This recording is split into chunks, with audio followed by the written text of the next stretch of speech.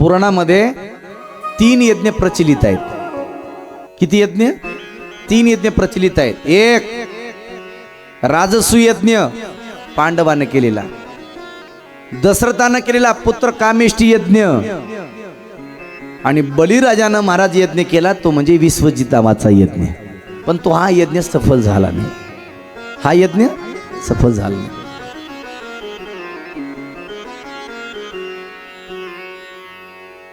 बळीने यज्ञ करायचं ठरवलं. दारावर आलेला अतिथी प्रत्येकाला जे पाहिजे ते द्यायला लागला. यज्ञाचा असा नियम असतो, जेवढे काही अतिथी आलेत ना ते तृप्तीचा ढेकर देऊन गेले पाहिजे. एकही उपाशी जाता कामा नाही. ज्याला जे पाहिजे ते द्यायला लागला बळीराजा. आता यज्ञ सफल होतो की काय अशी भावना सगळ्यांच्या मनामध्ये यायला लागली. 33 कोटी देवतांनी भगवंताला विनंती केली, भगवंता जर बळीचा यज्ञ सफल झालाच तर दैत्यांचंच राज्य येईल, देवादिकांना कोणी किंमत देणार नाही. आणि भगवंतानं सगळ्याचं विनवणी मान्य केली. आणि भगवंतानं महाराज कश्यप आणि अदितीच्या पोटी भगवंतानं एक अवतार धारण केला, तोच म्हणजे वामन भगवान. बोले वामन भगवान की. दितीचे पोर राक्षस आहेत बरं, आणि अदितीचे पोर देव आहेत. वामन भगवान प्रगट झाले, बटूरूप धारण केलं आणि बळीच्या द्वारात आले. बळी तुझ्या दारात आलोय, वाढ मला भिक्षा दे. तेरे द्वार खड़ा भगवान, भगत भर दे झोली. तुझ्या दारावर आलोय देवा, झोळी भरून टाक.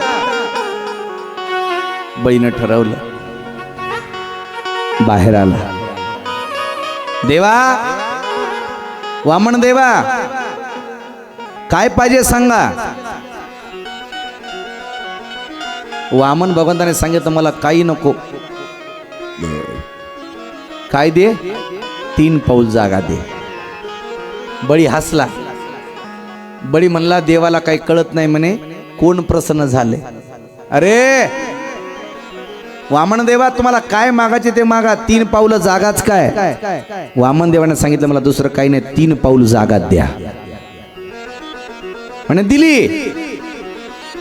देवानं सांगितलं, नुसते देऊन जमत नाही, संकल्प सोडा. आणि संकल्प सोडण्यासाठी बळीराजानं झारी हातात घेतली. तेवढ्यामध्ये शुक्राचार्य जवळ आले. शुक्राचार्य म्हणले, बळी या माणसाला वचन देऊ नको बरं, लय हे करामतीचं आहे. हे दिसायला लहान आहे पण याची कीर्ती खूप मान आहे. खूप जणाला यानं गंडवले रे. हे दिसायला असं साध भोळ आहे, याच्या दिसण्यावर जाऊ नको. आणि खरंच असतं, कधी कधी माणसानं दिसण्यावर कधी जायचं नसतं, आहे का नाही. एक मन आहे ना, दिसतंय तसं नसतंय आणि म्हणून जग फसतंय. दिसतंय तसं नसतं. बघा ना, एखाद्याचा गंध मोठा असावा, चांगला माणूस असावा आणि त्याचं वर्णन करावं. एका घरी चहा प्यायला गेलो आणि चहा प्यायला गेले की वर्णन करावं लागतं त्या घरचं. म्हणलं, काकू तुमचे मालक काय सुंदर हो, काय तुमच्या मालकाची टोपी, काय तुमच्या मालकाचा गंध, काय तुमच्या मालकाचं राहणं, काय तुमच्या मालकाचं चालणं, असं वर्णन करायला लागलो तिच्या मालकाचं. चहा गोड करील म्हणून तिनं असं चहाचं पातेलं खाली ठेवलं. मला म्हणले, महाराज आमच्या त्याच्या गंधावर जाऊच नका. आमचे मालक जसे दिसतात ना तसे नाहीतच. आमचे बालक कीर्तनला गेल्या गेल्या नवीन चप्पल आणल्याशिवाय घराकडेच येत नाहीत म्हणे. आमच्या मालकाचं काय सांगा, त्यानं शेजारच्या संडास बाथरूम मध्ये उभा टाकून फोटो काढला आणि सरकारचे 12,000 रुपये उचलले, पण घरामध्ये संडास बाथरूम बांधली नाही म्हणे. एवढं करामतीच आहे म्हणे म्हातारे. दिसतंय तसं नसतं कधी कधी. आणि मग मात्र महाराज झारीमध्ये पाणी पडू नये याच्यासाठी शुक्राचार्याने सूक्ष्म रूप धारण केलं, झारीमध्ये प्रवेश केला. झारीतलं पाणी पडत नाही म्हणून महाराज काडी घेतली, त्या झारीमध्ये टाकल्या. ती काडी महाराज शुक्राचार्यांच्या डोळ्यात गेली. शुक्राचार्य आंधळे झाले.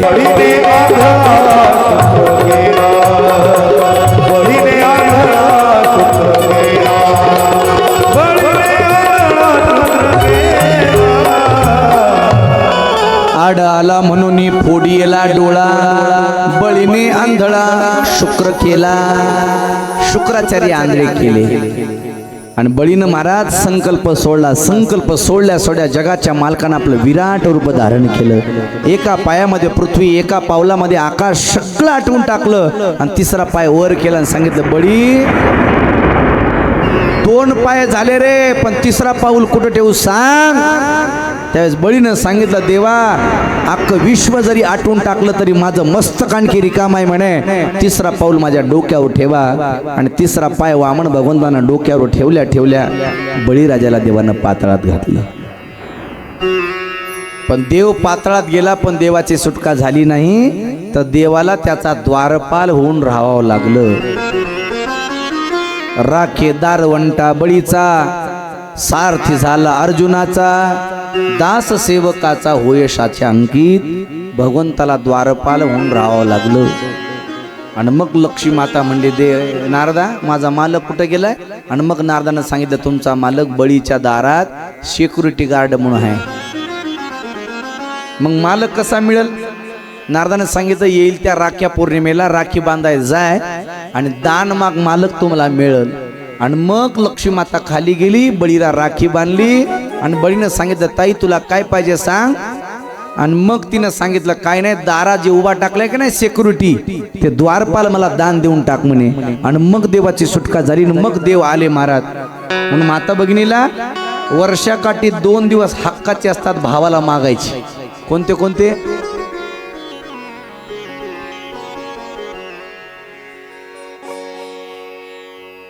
शिमगानी पाडवा, रक्षाबंधन आणि भाऊबीज. त्या दिवशी तुम्हाला भावाला हक्कानं काही मागता येते. फक्त जमीन मागू नका बरं. सध्या लय कुटाने चालू आहेत महाराज. बहीण उठाली की मला हिस्सा पाहिजे म्हणाली. तसं नाही. ऐका माझी विनंती आहे. सध्या कोर्ट कचेऱ्या चालू आहेत, बहीण भावाचे भांडणं चालू आहेत. माझी विनंती आहे, बहिणीला तुमच्या बापानं तुमच्या आईनं तुमच्यासाठी खूप छान घर दिले ना पाहून, तर भावाच्या प्रॉपर्टीमध्ये हिस्सा मागायला तुम्हाला अधिकार नाही. कारण का कन्यादान दिलेली असते ना तिकडं, इकडं काहीच नसतं तुमचं. पण एक ध्यान ठेवा, तुम्ही भांडणं करून जमीन कमवताल, पण एकदा भाऊ गेलेला पुन्हा तुम्हाला मिळणार नाही. ध्यान ठेवा, माहेर मिळणार नाहीत, मायबाप मिळणार नाहीत, पण भावाची जमीन कधी घ्यायची नाही, कधीच नाही घ्यायची. आणि भावाला सांगतो, भावानं कधी बहिणीला विसरायचं नाही. कारण का ती धर्माची गाय आहे. मायबापाचं तुमचं नाव रोशन करण्यासाठी ज्या घरी मायबापानं बांधलंय त्या घरचं काम करते हो ती लक्ष्मी. तिला माहित नसतं मालक कसला भेटणार आहे, सासू सासरे कसे आहेत. फक्त आणि फक्त सासऱ्याचा सासूचा बोल, सासरघरचा त्रास लेक सहन करते, फक्त आणि फक्त आपल्या बापासाठी महाराज. म्हणून लेकीला कधी विसरायचं नाही, कधी बहिणीला भावानं कधी विसरायचं नाही.